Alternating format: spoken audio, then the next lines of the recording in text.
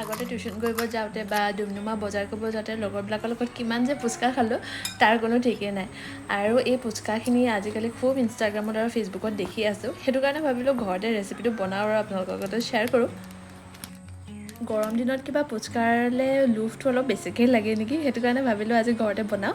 আৰু এইফালে মই 2 কাপ ময়দা আৰু 2 কাপ চুজি মই লৈ ল'লোঁ আৰু এই গোটেইখিনি মই ভালদৰে মিক্স কৰি ল'ম। এই চালনীখনত মই মানে ভালদৰে মিক্স কৰি কিনে চাকি লৈছোঁ।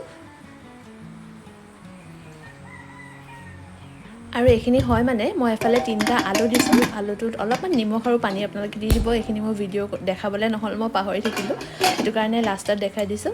আৰু এইফালে মোৰ আলুখিনি বইল হয় মানে মই আটাখিনি লিক হোৱাৰ মতে মানে কুহুমীয়া পানী দি মই ভালকৈ সানি ল'ম।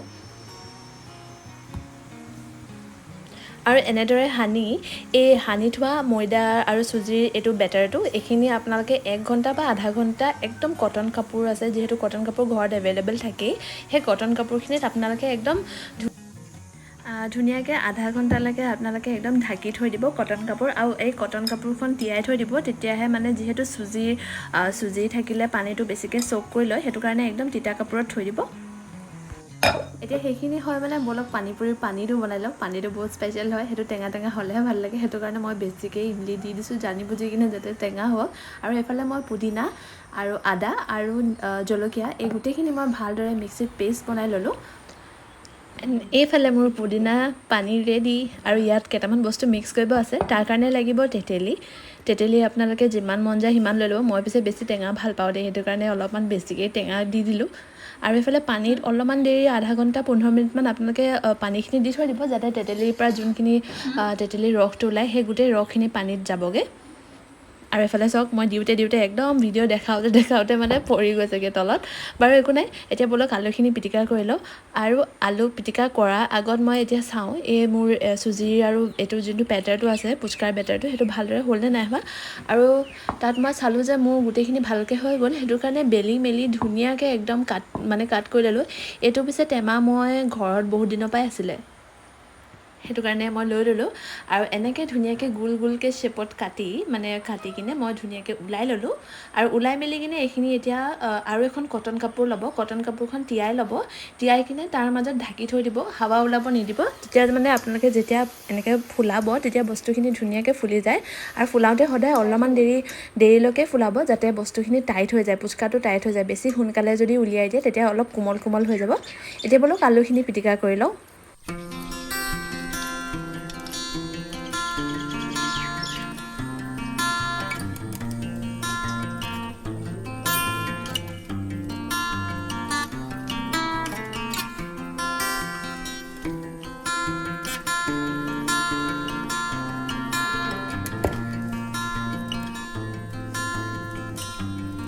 এতিয়া আলুখিনি ছাইডত থৈ মই পানীখিনি ৰেডি কৰি লওঁ। পানীখিনি ৰেডি কৰিবলৈ মই এতিয়া পুদিনাৰ পানীখিনি ল'লোঁ আৰু লগতে ইমলি পানীখিনিও ল'লোঁ। আৰু দুইখিনি ভালদৰে মিক্স এটা দি দিলোঁ, মানে গোটেইখিনি মিক্স কৰি ল'লোঁ ভালদৰে। যিহেতু মই টেঙা খাই খুবেই মানে এনেকৈ পানী পুৰি টেঙা হ'লে খুব ভাল লাগে, সেইটো কাৰণে মই অলপ বেছিকৈ দি দিলোঁ। তাৰপিছত অলপমান যদি পানী দৰকাৰ হয় আপোনালোকে পানীও দি দিব। তাৰপিছত আপোনালোকৰ যদি ইচ্ছা কৰে এইটো তুলসী জিৰা পেকেট 1 টকীয়া পেকেট আমাৰ ইয়াত একদম ইজিলি এভেইলেবল থাকে, এইটো খাই খুব ভাল লাগে, সেইটো কাৰণে এইখিনিও দি দিলোঁ। আৰু লগতে নিমখ অলপমান দিব, কাৰণ নিমখটো নিদিলে বস্তুখিনি মানে পানীটো টেষ্টি নহ'ব আৰু মানে বেয়া লাগিব, সেইটো কাৰণে নিমখটো দিবলৈ নাপাহৰিব। আৰু এইফালে মই দি দিলোঁ নিমখ। এতিয়া আলু পিটিকাখিনিত যি দিব লাগে সেইখিনি দি লওঁ। এইফালে মই দিলোঁ ৰেড চিলি পাউডাৰ, তাৰপিছত ব্লেক চল্ট, তাৰপিছত ধনিয়া জিৰা আৰু যিখিনি পানীৰ পেষ্ট বনাইছিলোঁ যে সেই পানীখিনিৰে পেষ্ট অলপমান দি দিছোঁ, যাতে আৰু অলপ টেংগি লাগক মানে।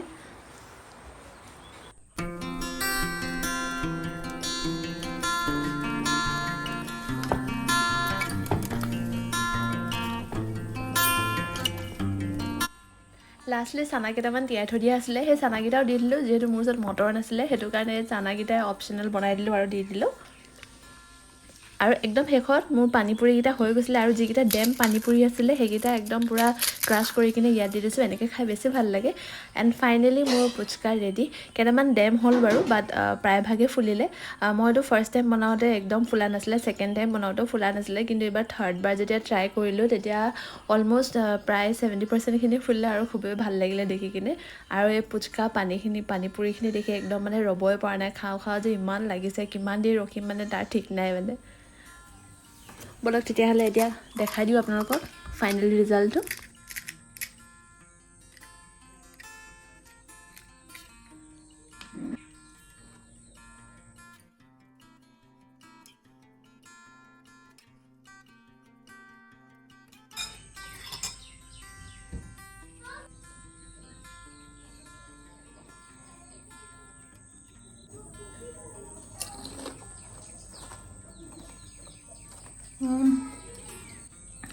তেঁতুলিটোৰ কাৰণে পুৰা টেঙা লাগিছে, আৰু যিহেতু এইটো বতৰত মানে একদম টেঙা খাব মন গৈ আছিলে, যিহেতু ইনষ্টাগ্ৰামত দেখি আছিলোঁ একদিন বহুতে বনাই আছে, সেইটো কাৰণে ভাবিলোঁ ময়ো আজি ট্ৰাই কৰোঁ। মই এটা খাই দেখালোঁ। এতিয়া দেৰিকৈ দাদা আহিব, তাৰপিছত আমি চবেই একেলগত খাম।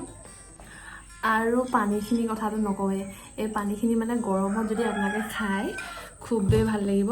মই একচুৱেলি ভাবিছিলোঁ আজি বনাম বুলি, ভাবিছিলোঁ দহি পুচকাও বনাম ভাবিছিলোঁ, কিন্তু দহি পুচকাটোৰ কাৰণে দহি নাই। কিন্তু নেক্সট ব্লগত এদিন আকৌ বনাম ভাবিছিলোঁ, চবৰ কাৰণে ৰখিম, কিন্তু নোৱাৰিছোঁ, যিহেতু পুচকা বুলি ক'লে সদায় ভাল লাগে মানে কেতিয়া খাম। এতিয়া ৰখিবতো পৰাই নাই। এইফালে গোটেইখিনি মই ৰেডি কৰি থৈ দিছোঁ, জাষ্ট অকল খাব লাগে। এইটো লাষ্ট বাইট খাই লওঁ, তাৰপিছত আৰু নেখাওঁ, ৰখি থাকিম, চবেই একেলগত খাম।